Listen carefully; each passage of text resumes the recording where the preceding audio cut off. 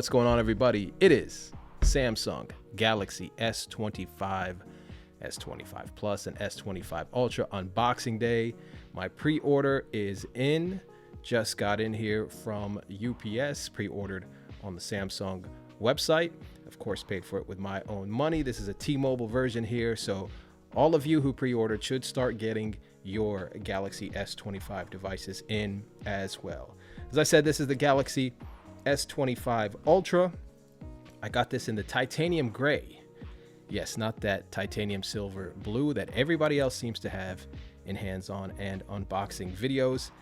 I don't know, I felt like the titanium blue was just, I love that color, but it feels like they come out with it every single year in one form or another.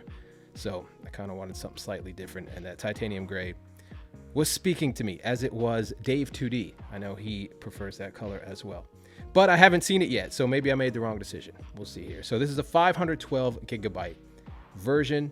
This is recycled packaging, and it kind of looks like it too. It's more of a faded black this year and sort of a silhouette of the device itself, as well as the S Pen. Package contents listed on the back.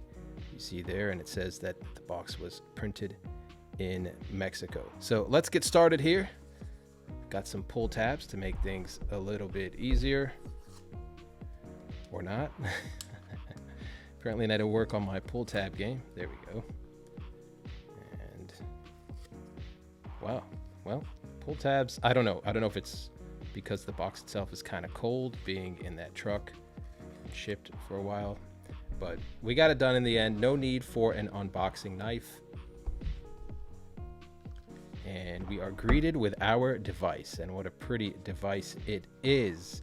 I am looking forward to trying, or actually using full-time an Ultra device for the first time in several years, given that I am coming from an S24 Plus, and I had the Plus the year before as well. I just thought it was more comfortable to hold. I thought the Ultra devices were, it's a little bit too unwieldy, but the design change here and the slightly more rounded corners, I think, are going to be a boon for how comfortable it is to use the Ultra devices. So I'll put this off to the side just for a second here. Let's see all the wonderful goodies that come in the box. If you can't sense my sarcasm here, it's because you may not be used to, or may not have unboxed or upgraded your phone in a while, and you may not know that you don't have adapters anymore. You got a USB-C to USB-C cable, a couple of booklets, and you've got a SIM ejection tool. You can use eSIM as well. I think I'm going to stick with my physical SIM, so I'm glad we have that option. So back to the device here. As I said, titanium gray, 512 gigabytes. Of course, if you pre-order, you had that bonus of getting a storage upgrade without having to pay for it. So for the price of the 256, I guess you get the 512. It's a really nice device. I'm trying to kind of move it here at different angles so you get a better idea of the color. I might even do a separate video kind of illustrating the color of this phone and different lighting, etc. Drop a comment if you want me to do that, if you care about that at all. We see some physical differences right off the bat. The tops of these camera rings are no longer a polished sort of metal color, but they are black instead. However, on the sides, they still kind of match the chassis of the phone in terms of metallic color. Button placements are still the same. Volume rocker, power, and you've got your 5G antenna here. And on the bottom, SIM tray, you've got your USB-C port, you've got your speaker grill, and your S Pen, which is kind of, there we go. It's initially placed slightly out of the phone so that you can notice it. And the S Pen is kind of a titanium color, although obviously more of a plastic look than a metallic one or a glass one. So put that one back in. Beautiful. Always love that sound. People always peel it off slowly. I thought I'd do it quickly there for a change, since you've got a million videos of it being peeled off slowly. And let's power this thing on. First, I'll show you the top as well. You've got more microphones. Let's go.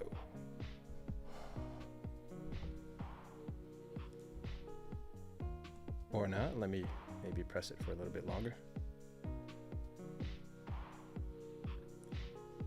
Still pressing it. There we go.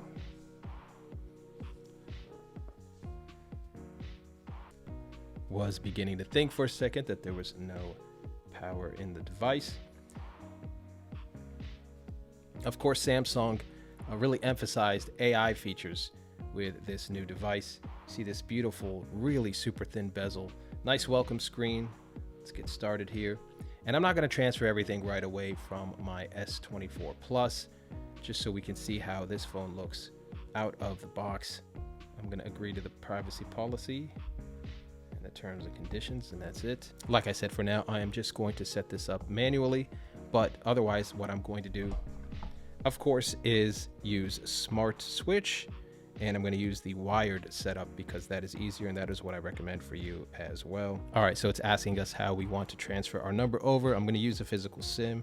So here I am going to use the SIM ejection tool. Probably should have done this before powering on the phone, but we'll see how it reacts to me doing it at this stage of the setup. All right, so I got my SIM card in here. Copy apps and data, sure. I'll use the Google account for that. Go to next. Copy apps and data, not going to do that right now. It wants me to restart anyway because I put that SIM card in, so let's do that. Again, I'm not going to copy anything for now. I'll do the Smart Switch in a little bit. All right, and after you verify your account, it's going to ask you who's going to be using this device, you or a child. All right, so once you've agreed to all the terms and conditions, it's going to ask you how you want to protect your phone. I'm going to do both fingerprints and face recognition. So let me start with face recognition, and it's probably going to ask me to put in a PIN or password as a backup. And there it is. It says set secure screen lock first. So I will go with a PIN. And now we are greeted with information on Gemini, an introduction to Gemini, I should say. It says meet Gemini, your personal AI assistant. So let's continue with that. Ask if I want to use it hands-free by saying, hey, Google. I'm going to skip that, given a lot of the data leaks in general. I'm just a little bit more paranoid, so I'm going to go with no thanks. More information of note here from Galaxy AI: call assist, writing assist, interpreter, note assist, etc. So maybe we'll check those out, especially in a later video, as this is just going to be a quick unboxing. Information on Bixby, still pushing Bixby, but I've heard that it's a little bit useful in some of the areas, some of the holes in Gemini on Galaxy devices, so maybe we'll check that out as well. And finally, choose a display mode. It's always dark mode for me. Next, and I'm all set up. Let's go home here, see how our home screen looks right out of the box, and we are finally in. And One UI 7 really does look different. I don't know, it seems to me, it seems very Google Pixely with the sort of exaggerated roundness of the corners there, but by all accounts, I think I'm really gonna like it. Let's jump into our settings here and check a couple of things. And as I do that, I get a little pop-up notification here that says swipe down from the top right corner of the screen to open the quick settings panel, swipe down from anywhere else on the top of the screen to open the notification panel. So much like, of course, iPhone, I suppose. So let's test that out. There you go. Yeah, looks a lot like the iPhone there, and whatever, that's fine. They both borrow, we'll say, a lot from each other. So at this point, I don't think anyone should feel any shame from taking from the other, but that was useful. So let's jump into settings. As I mentioned, I'm gonna check how much storage is available on this device out of the box.